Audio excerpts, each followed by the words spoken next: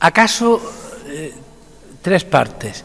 La esperanza como virtud, la Virgen María como reflejo, como plenitud de la virtud de la esperanza, y las cofradías de la esperanza, y de entre las cofradías de la esperanza, naturalmente, la nuestra.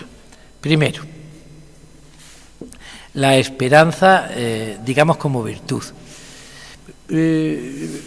Ha sido un tema tan bíblico que el propio Nuevo Testamento refleja en gran parte lo que había dicho la Biblia judía, el Antiguo Testamento, y habla en numerosísimas ocasiones de la virtud, de la actitud de la esperanza, centrándola en Dios. Dios y la esperanza son la misma cosa, especialmente durante el tiempo del exilio, cuando los judíos están en Babilonia. Tú, Señor, eres nuestra esperanza. Después dan un paso más, tú eres nuestra única esperanza. El Nuevo Testamento lo retoma y San Pablo habla en 3 ocasiones de estar, esto os va a sonar, firmemente anclados en la esperanza. Fijaos que en vez de tomar otra figura, toma la figura del ancla. Por cierto, la toma alguien que es navegante. Él era tintorero de profesión, no era navegante, pero si repasáis las cartas de San Pablo, los filipenses de Filipos, los gálatas de Galacia, los corintios de Corinto, etcétera, etcétera, etcétera, los tesalonicenses de Tesalónica, bueno, pues todas están dirigidas a lugares donde hay puerto de mar. ¿Qué pasa? Que a San Pablo lo había dado por evangelizar marineros. Para nada. Que la única vía de comunicación eran los puertos, en verano. Lo mismo que ahora nos llegan las pateras, que son barquillas pequeñas, más en verano que en invierno, pues exactamente igual pasaba entonces. Pablo dedica los veranos a viajar. Por tanto, a la hora de hablar de la esperanza, la simboliza, la manifiesta, la expresa, la significa, le otorga el símbolo del ancla, firmemente anclados en la esperanza. ¿Qué hace el ancla en el barco? Dar seguridad. Pues eso es lo que pretende la virtud de la esperanza. Con los siglos, muchísimos siglos después, la virtud de la esperanza cristaliza en la doctrina posterior a Trento. No voy a hacer el repaso de toda la virtud de la esperanza por la Edad Media y por los grandes santos del barroco y del renacimiento y etcétera, etcétera, porque no tenemos tiempo. Eso lo hacemos otro día, que me volváis a invitar. Hoy nos centramos ya en el mundo postridentino. Bueno, editan un catecismo, el Catecismo de San Pío V, inmediatamente posterior a Trento. Al concilio en 1562-63 no le da tiempo de elaborar el catecismo. Y entonces se lo encargan al Papa y a una comisión de teólogos. Esa comisión de teólogos, a la hora de hablar del catecismo, pues construye el Catecismo de Trento como todos los catecismos. Padre Nuestro, credo, mandamientos y sacramentos. Esas son las 4 grandes columnas de la catequética católica. Pero añade un tratado de virtudes en 2 clases. Las virtudes cardinales, prudencia, justicia, fortaleza y templanza, que constituyen nuestra persona, incluso han de constituir nuestra personalidad cristiana. Prudencia, justicia, fortaleza y templanza. Si no eres templado, no eres cristiano, o no has terminado de serlo. Si no eres justo, tampoco. Si no eres prudente, tampoco. Si no eres fuerte, tampoco. A mí me da verdadero horror que hayan suprimido esta parte del catecismo en los catecismos más modernos, porque al final podemos perder el ideal de ser personas con prudencia, justicia, fortaleza y templanza. Esas son las virtudes cardinales. Las llaman así porque hacen de cardo, de bisagra. Es que aquí no se ve porque la han tapado. Mirad para allá. Hay ahí una parte más clara de la puerta, ¿verdad que sí? ¿Sí? ¿Me levanto?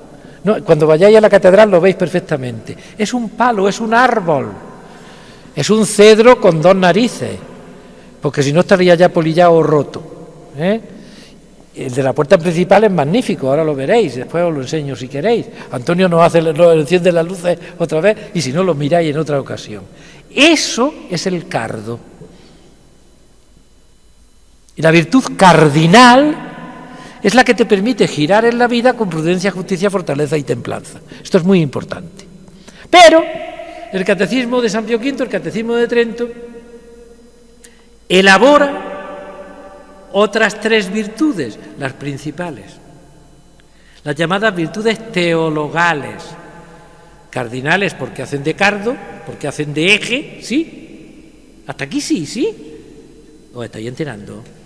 ¡Ay, qué alegría me da! Bien, y las virtudes teologales, las que nos hacen parecernos a Dios, las que nos divinizan, y esas son tres: fe, esperanza y caridad. Las virtudes teologales. Estoy seguro que muchos de ustedes lo recuerdan de su catequesis, de su catecismo. Si no, pues ya las hemos recordado. Estupendo. Fe, esperanza y caridad. Las tres son extraordinariamente proactivas, que diría la psicología moderna. La fe es una aceptación de verdades sobrenaturales que nos habitan pero nos superan, que son más grandes que nosotros, pero viven dentro de nosotros. La caridad aboca a que coincidan, fijaros qué maravilla, a que coincidan nuestra mayor necesidad y el principal de los mandamientos. El principal de los mandamientos es amar. Nuestra principal necesidad es amar. Nuestra religión y nuestra principal necesidad coinciden. Sería para que no fuera tan difícil, caramba. Si lo que más necesitamos es lo que se nos manda, o si queréis, se nos manda aquello que más necesitamos. Y entre medias de la fe y de la esperanza, perdón, de la fe y de la caridad, la esperanza. La esperanza viene a ser algo así como la certeza de una confianza que no va a defraudarnos. Si hemos visto que en el Antiguo Testamento la esperanza es Dios mismo, y es más, es la única gran esperanza, la esperanza en el catecismo postridentino, que da lugar a la espiritualidad propia del barroco, pues es el ancla que no nos mueve de nuestro sitio, aún a pesar de las tormentas.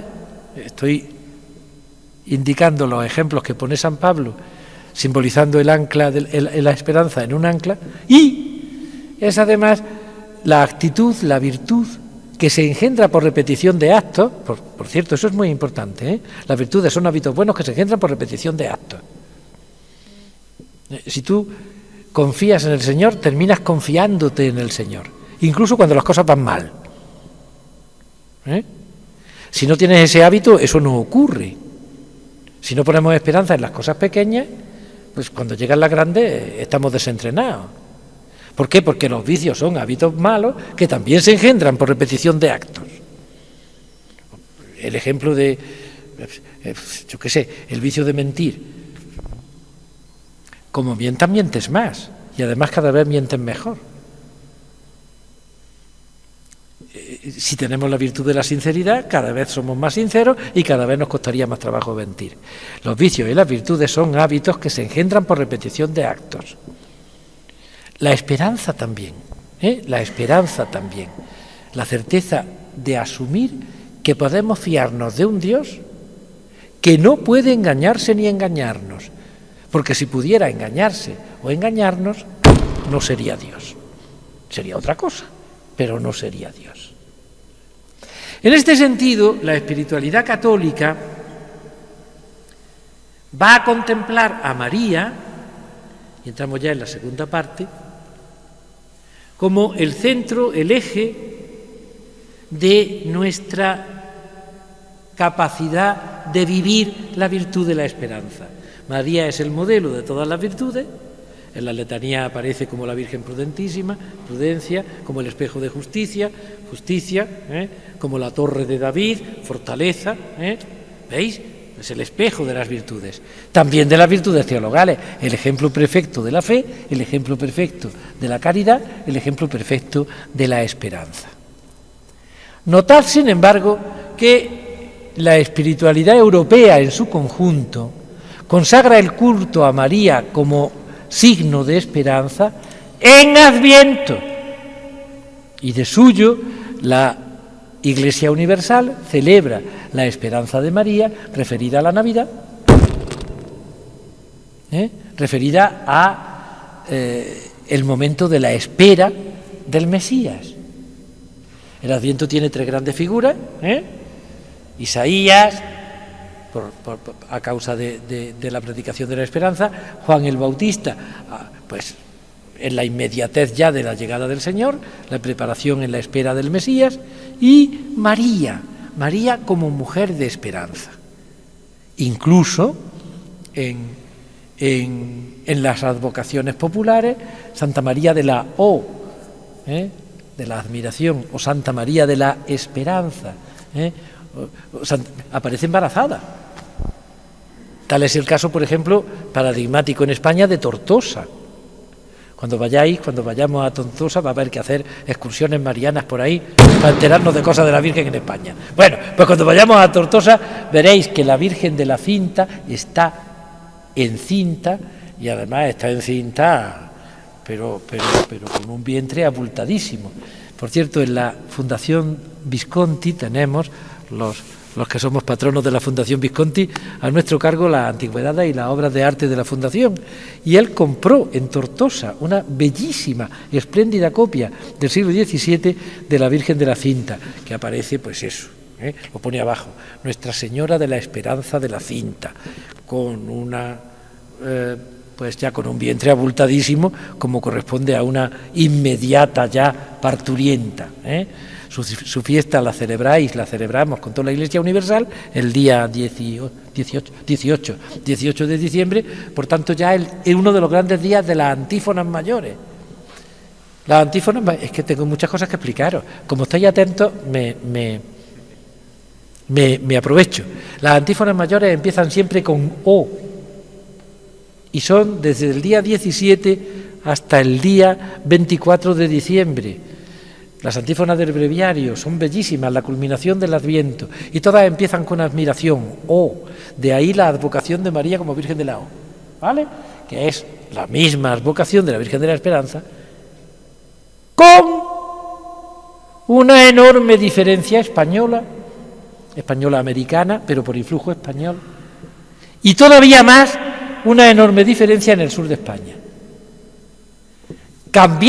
Hemos cambiado aquí la espiritualidad, sobre todo por arte y parte de los franciscanos, sobre todo, de la teología franciscana, hablando de María como ejemplo de esperanza, no en el ciclo navideño, o no solo en el ciclo navideño, por tanto en el ciclo del Adviento, sino en el ciclo de la Cuaresma. Y tenemos vírgenes de la esperanza en Semana Santa y llorando. Tal es nuestro caso. ¿Cómo se ha trasladado esa espiritualidad que es tan propia de la Navidad a la Cuaresma y a la Semana Santa? Cabalmente por influjo de San Buenaventura y de los franciscanos, de la espiritualidad franciscana en su conjunto, que habla de María como ejemplo perfecto de esperanza, contra toda esperanza, parecida a la del pueblo de Israel, poniendo en Cristo aún muerto su único centro de esperanza. Se crea una espiritualidad de la virtud de la esperanza encarnada en María de Semana Santa. ¿Eso ocurre en las otras naciones? No. Eso ocurre mucho en el norte de España, sí, pero por copia del sur. ¿Y por qué en el sur? Por la excelencia, por la enorme implantación de la orden franciscana.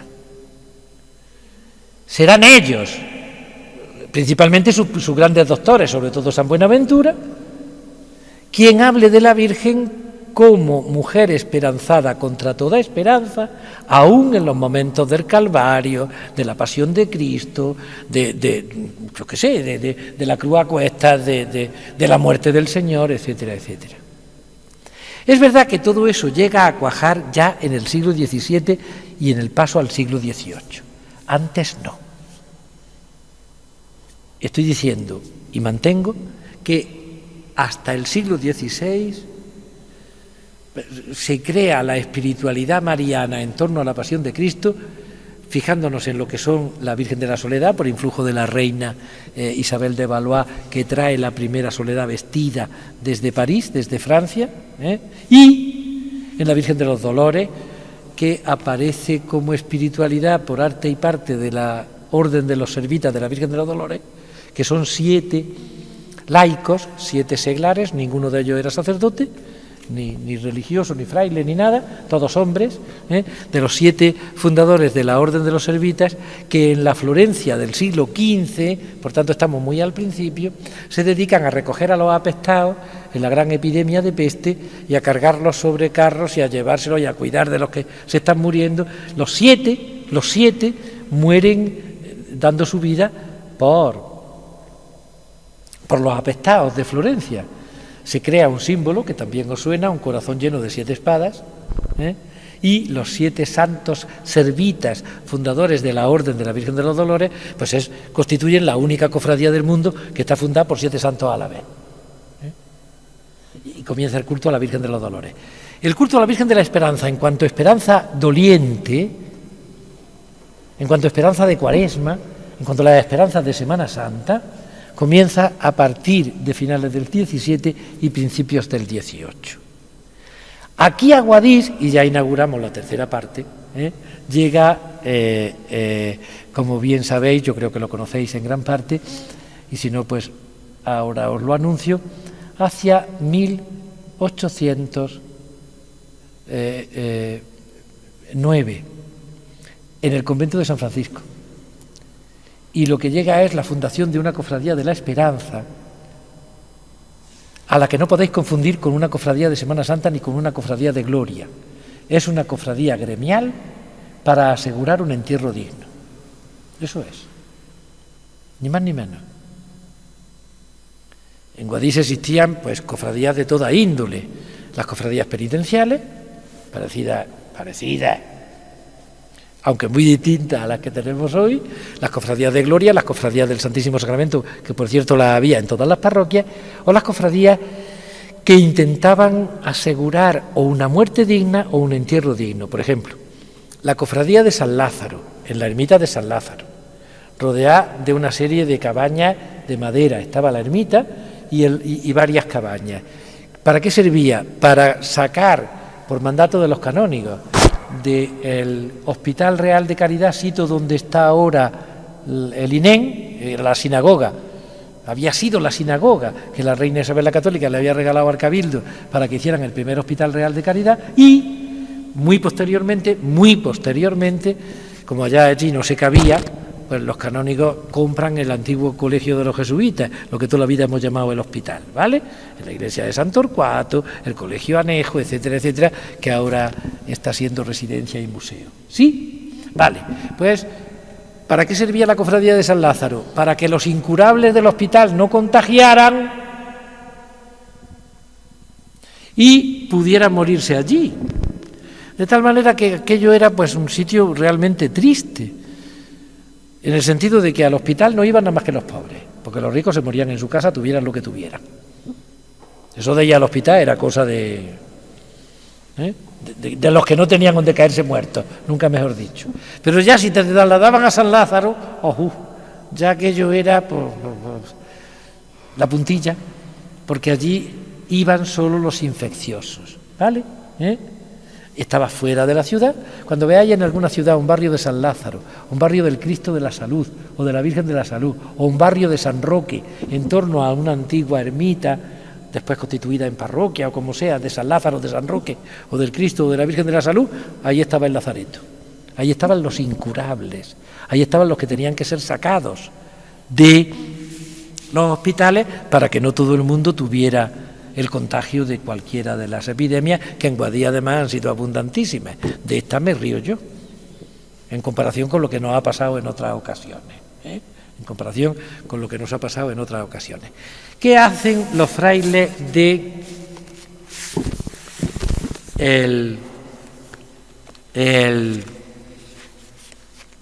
caramba, ¿dónde lo tengo? Aquí. ¿Tengo más? Sí, tengo más, ya decía yo. ¿Qué hacen los frailes del monasterio de San Francisco? Pues mirad, hacen esto, unos estatutos de una hermandad de la esperanza que compromete a sus hermanos. Ahora os lo regalo, no os preocupéis. El original está en el archivo y por razones obvias no os lo puedo regalar, porque además tiene que estar allí y no es mío. Pero este sí os lo regalo y así lo tenéis entero. Os lo estudiáis. No es difícil, la paleografía en el siglo XIX ya es parecida a la nuestra, aunque vaya a advertir muchísimas diferencias ortográficas, ¿eh? No tenían falta de ortografía, era que la Real Academia aún no había legislado sobre el modo de escribir tanto como lo he hecho ahora, ¿eh? De tal manera que estaba bien escrito. Pues aquí lo tenéis. ¿Qué hacen? Un seguro de enterramiento digno. Los hermanos están obligados a asistir a los entierros y por una pequeña cuota no se van a quedar sin enterrar con dignidad. Tienen que hacer una función en honor de la Virgen María, pero en tiempo de Pascua. Curiosamente, ni siquiera en tiempo de Cuaresma ni en tiempo de Adviento, en tiempo de Pascua, en el segundo domingo de mayo. Y se comprometen los que vayan a ser hermanos de la Hermandad de la Esperanza, de la Virgen de la Esperanza, a costear entre todos el que nadie vaya a la fosa común. Ya está. Es un modo de dignificar los últimos momentos y de dignificar también el hecho del enterramiento. Seguramente podréis descubrir más matices, por eso os lo dejo aquí, después se lo doy al hermano mayor y que él se lo dé a quien quiera, ¿vale? Y que lo guardéis. Si no tenéis el original en el archivo diocesano, como es natural. A partir de ahí no hay Hermandad de la Esperanza. Estamos en 1809 y esta fórmula de enterramientos dignos con el nombre de la Esperanza cuajó poco, vamos a ser serios. ¿Por qué cuajó poco? Hay familia porque estamos en plena guerra de la independencia. En 1809, a finales, Guadix es saqueada por los franceses en gran parte y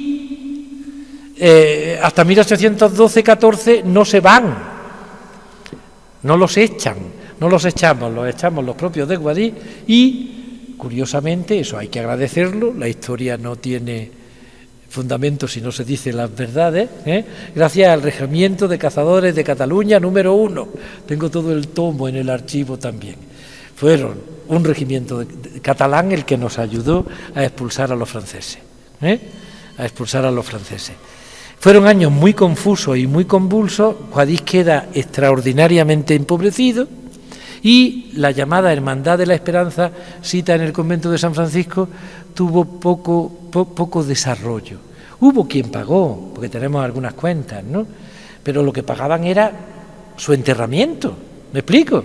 Es verdad que se hacía una función principal, pues una misa como la que acaba de hacer la Obediencia o como la que hacéis vosotros también, claro, como no, pero nada más, prácticamente nada más. Hay que esperarse a después de la guerra para constituir lo que hoy llamamos Hermandad de la Esperanza. Entramos ya en la última parte. Yo os traigo aquí bastantes fotocopias de fotos, son malísimas, pero son las que tenemos. Algunas las tenéis y otras no, y os traigo también una serie de entrevistas con los primeros hermanos de la Hermandad de la Esperanza. De algunos me acuerdo yo, de don Antonio Ruiz Córdoba, que era persona que se dedicó a hacer mucho bien en Guadix, entre otras cosas, porque además estaba dotado de una particular perseverancia y de una singular puntería, por eso tuvo 14 niños. Bien. Llenó la Hermandad de la Esperanza, claro, porque con esa producción comprenderéis que era una gran persona. Y yo soy bastante amigo de algunos de sus hijos y de sus hijas, y son gente encantadora. Aquí le tenéis en una entrevista también, y alguna foto de la Virgen de la Esperanza. Las fotos son del semanario ACCI y no son buenas, pero son las que tenemos, ¿eh? Se ve a la Virgen perfectamente con los 4 grandes candelabros que tenía en las 4 esquinas del paso, etcétera, etcétera, ¿no? Pues aquí tenéis documentación gráfica, también os la regalo. Tenéis aquí a uno de los artífices principales de todo esto. Mirad, la Semana Santa de Guadix, después de la guerra, se constituye en torno a la figura del Cristo de la Luz, que lo sacaban 3 y 4 veces, ahora todavía sale 2, pues era lo único que salía, lo único. Los Briñas, que eran personas que habían tenido gran parte de sus propiedades en Granada y no en Guadix, y por tanto no se las habían confiscado, pues fueron los únicos que tuvieron dinero para reconstruir el Cristo, con pedazos de cachos de trozos de lo que había dejado el saqueo de la iglesia de Santiago, ¿eh? Y a partir de ahí lo sacaban constantemente. Eso durante los años 40. A partir de 1950, los primeros 10 años después de la guerra, hay mucha hambre, hay mucha miseria y no hay manera de hacer nada, o apenas nada, como no fuera por el milagro de que alguien costease las cosas. Tal es el caso del Cristo de la Luz, ¿vale? Hacia 1950 comienza el despertar por arte y parte de este caballero, de don Simón de los Reyes Troyano, que acaba de llegar de la Mayor de Baza, de donde era párroco, muy querido, persona muy popular, muy entrometida con todo el mundo, muy llano, y muy buen predicador, persona muy querida. En Baza lo querían tanto que le regalaron un cáliz magnífico. Como era persona muy elegante, lo dejó en Baza, cuando fue nombrado magistral de aquí de la Catedral de Guadix y párroco de esta iglesia, del Sagrario. Don Simón Reyes Troyano comienza a impulsar las cofradías, impulsa la de la Dolorosa, tomando de una familia la cara, el rostrillo de la Virgen de las Angustias muy deteriorado y restaurándolo para hacer la imagen de la Dolorosa que está allí al fondo ahora de esta capilla que estamos viendo, ¿vale? Adjuntando después desde la iglesia de San Francisco, pero eso a los 2 años, un Cristo al que con enorme acierto llamaron de la Misericordia. Es una pieza italiana bellísima, seguramente una de las más antiguas que tenemos en Guadix, si no la que más, y procesionándolo el lunes santo, como veis que se hace en una procesión austerísima y netamente accitana. Esa es de las pocas procesiones que no ha copiado nada de ninguna parte, y que es de Guadix, desde Guadix hacia Guadix, por Guadix, en Guadix, vaya, que es la nuestra. Los demás, vamos a ser serios, todas y cada una han tomado elementos foráneos. El Cristo de la Misericordia no lo necesita, y más porque transcurre por el paisaje de las cuevas, por la alcazaba encendida, por la pirotecnia, incorporaron la pirotecnia. Decía don Simón que había que meter a lo de la pirotecnia, pero hombre, pero sin cohetes, decía él, que no haga ruido. Inventaron las bengalas. ¿Me explico? El Guadix tal y conforme es Guadix en el Cristo de la Misericordia. Esto es invento de este caballero. Sin embargo, don Rafael Álvarez Lara, bueno, perdonadme, además de esa foto os traigo esta, que es simpaticísima, porque está aquí de superior del seminario. Está con un bonete, está el bonete y debajo está él. Bien, pues aquí está también con varios sacerdotes, algunos de ellos son reconocibles. Don Francisco Grande Gámez, jovencísimo, vamos, tremendamente joven, pues aquí lo tenéis también. Y tenéis aquí otra de don Simón Reyes Troyano, simpaticísima esta también, porque está de misionero con los misioneros redentoristas que hicieron ¿cómo llamaría yo a esto? La gran misión cuando se instaló la imagen del Sagrado Corazón de Jesús en la catedral, en la torre de la catedral. Hicieron una misión para todo Guadix, ¿no? Y colaboraron con los redentoristas varios sacerdotes de la diócesis, porque el obispo los llamó porque entendía que eran muy bien hablados o porque podían ser muy convincentes en los sermones. Y aquí está también don Simón Reyes Troyano, al que se debe la fundación de la Esperanza. Es un intento del obispo. Don Rafael quiere que haya alguna advocación de Semana Santa en la catedral. Llaman a 2 o 3 seglares, entre ellos Córdoba, que fue el que más duró, porque hasta que se murió estuvo haciendo las cosas don Antonio Ruiz Córdoba en la Hermandad de la Esperanza, y no os acordáis ninguno de él. Tú no te acuerdas de él. Tú no te acuerdas de don Antonio Ruiz Córdoba. Muy escasamente. Yo sí, yo parece que lo estoy viendo. Además, ya en los últimos años, saliendo detrás de la Virgen con un guión, no se vestía ya de penitente porque ya le afectaba, ¿no? Pero, y sus hijos si los conocéis, ¿no? Por lo menos algunos de ellos. Don Simón Reyes Troyano comienza la ejecución, el impulso de la Hermandad de la Virgen de la Esperanza como una hermandad de corte muy señorial. Yo recuerdo las túnicas de brocado de damasco verde, los zapatos de hebilla. Zapatos de villa los utilizaban en Guadix solamente los canónigos, que salían con zapatos de villa y con calcetines colorados. La gente que más castiza les llamaba pollos de perdiz, porque claro, con aquellas piernecillas coloradas, pues en fin, ya está, bien. Después eso se suprimió en aras, creo yo, del buen gusto. Bien, pero esos zapatos de villa los utilizaban los canónigos y los penitentes de la Esperanza, ni más ni menos. Y hombre, pues con un sergo pues ya digo, muy señorial, muy bonito. Todo ese gran impulso que es el del inicio de los años 50, esto se empieza a cocer en el año 1950, por arte y parte del año santo de Pío XII, del Papa Pío XII. Empiezan a cuajar todos estos equipos en el 51 y salen en el 52, por ahí andan los tiros. En esos años se impulsa todo esto, tanto la Dolorosa como la Esperanza, las dos hermandades. Don Simón Reyes Troyano, pues a sus 53 años de edad, en plenitud, da en morirse, y se muere. Y es verdad que todo, no todo, pero mucho se desinfla, se desinfla un poquito. Y entran las cosas, pues, en otra ejecutoria. En vuestra cofradía lo sucede don Jerónimo Gil Mena. También os lo doy, don Jerónimo Gil Mena.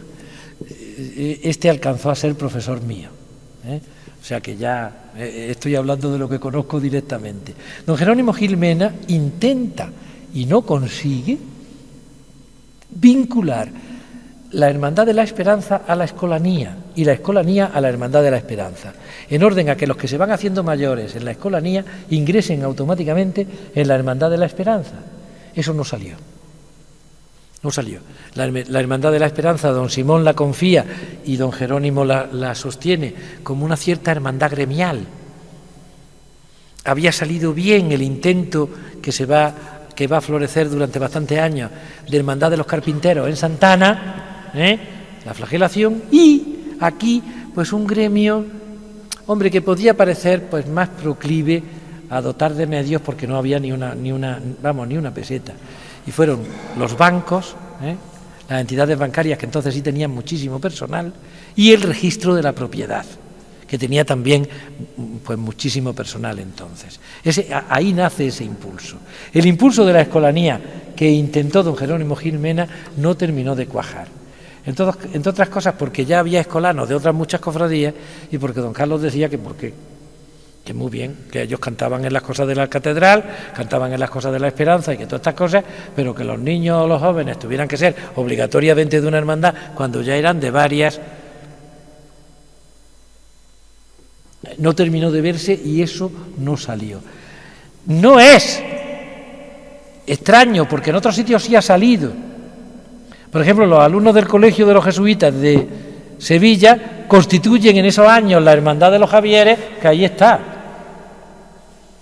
Pero aquí no terminó de salir, esa es la verdad, no terminó de salir. Respecto de lo que es la historia hasta la fecha, pues eso sí lo conocéis. Yo recuerdo ya en vida mía a dos grandes cofrades vuestros, que a lo mejor no son los que más brillo tienen en la documentación, eso lo ignoro, pero ciertamente fueron los que llevaron el gato al agua, que fue don Antonio Ruiz Córdoba y don Antonio Morillas cuando fue director del Banco Hispanoamericano. Antonio Morillas lo que hacía era poner mucho dinero. Eso determinaba que la Virgen estuviera acompañada ya siempre el miércoles santo, a veces por San Juan, a veces una o dos veces, dos creo, por la flagelación, otras veces sola, pero siempre por algo que convocaba a todo Aguadí a salir a la calle, que era una inmensa, enorme, grandísima banda de gala, con uniformes de gala de la Guardia Civil. Eso estuvo ocurriendo ciertamente toda mi infancia, enterita, y gran parte de mi juventud. El que ustedes, como cofradía, sean ciertamente una hermandad extraordinariamente conocida y popular, yo creo que sí se debe a otro gran acierto, y ese fue de don Rafael Álvarez Lara, y era colocar la Virgen en la catedral. Porque hubo también sus dares y sus tomares, y se quería que estuviera en otros sitios, pero al final terminó en la catedral. Y ello devino en que cualquiera que entrase en la catedral automáticamente tuviera relación devota con la Virgen de la Esperanza. No hay cosa peor que clausurar las imágenes en unos conventos que no se abren nunca o en unos santuarios que están siempre cerrados. No es que tenemos iglesia propia, ¿y de qué te sirve si no la abres? Al final son regalos envenenados. Es mucho mejor que cuando llegamos a Santiago para una boda o para un entierro o para un bautizo, pues vinculemos nuestras grandes alegrías y nuestras grandes penas a la imagen del Nazareno que está allí, porque la ves inmediatamente. Igual pasa aquí. ¿Me explico? Igual pasa aquí. Esto es muy importante, porque si no, las imágenes pierden devoción, y pierden devoción porque no se vinculan a nuestras esperanzas, a nuestros grandes momentos, a los momentos más felices de nuestra vida, cuando venimos con un niño a ser bautizado, o a los momentos más tristes de nuestra existencia, cuando se muere nuestra madre o nuestro padre o nuestro hermano. Pues hombre, es muy importante que la imagen que está hecha de manera imaginaria, imaginada, imaginativa, por eso es una imagen, esté vinculada como figura de María o como figura de Cristo o como lo que queráis, a nuestra experiencia personal. Ello, pues, hace de ustedes, como Hermandad de la Esperanza, un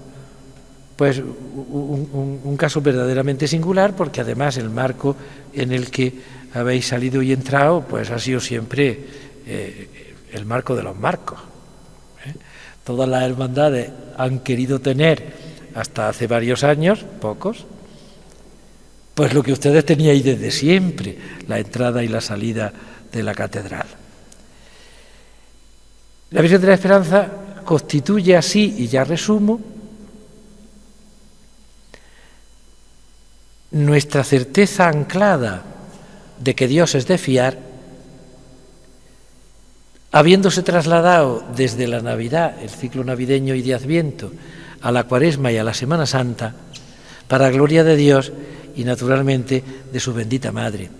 Tenéis un problema si atendéis tanto, y es que yo me enrollo más. Muchas gracias.